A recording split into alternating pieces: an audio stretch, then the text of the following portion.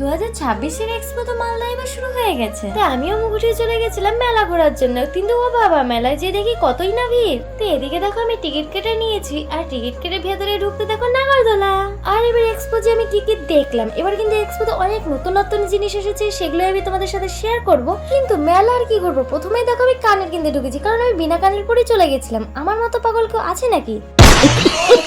যাই হোক, এত কিছু ভেবেও একটা কানের আমি অবশ্য পছন্দ করে নিয়েছি, আর এই কানেরটা এখন আমি পরবো। সাধারণত আমি না জিনিস পছন্দ করতে পারি না, জানি না কেন আমার অনেকের মধ্যে একটা চুজ করাই হয় না। আর আমি কাদের সাথে গেছিলাম, কজন গেছিলাম, তো সবকিছু বুঝতে পারো, ভিডিওটা দেখতে থাকো। এবার আসি রাইড গুলোতে। এই যে নাগরদোলাটা দেখতে পাচ্ছ, যেটা আমরা প্রথমে ঢুকতেই দেখেছিলাম, এই সবকিছু টিকিট কত রেখেছে বলো তো? 100 টাকা। আগে ছিল 70 টাকা, এখন দেখি 100 টাকা হয়ে গেছে। আর নতুনত্ব জিনিস বলতে পারো, আমি এক্সপোতে দেখলাম জলপরি এসেছে, যেটা তোমরা টাকা দিয়ে দেখতে পারো। আরে না না, এটা জলপরি না, এটা আমার বান্ধবী, যার সাথে আমি মেলায় গেছিলাম। চলো এবার আমি তোমাদের কিছু দোকান দেখাই। আর এক্সপো বলতে কি, বেশিরভাগই তো মেয়েদের জিনিস, সব ক্লিপ গার্ডের এগুলোই বেশি থাকে, আর কিছু কিছু কমন দোকান আছে। আর বেশিরভাগ দোকানেই ছিল সে ভাইরাল কাশ্মীরি চুড়ি। তাতে আমার কি, আমি তো আর নিতে পারবো না।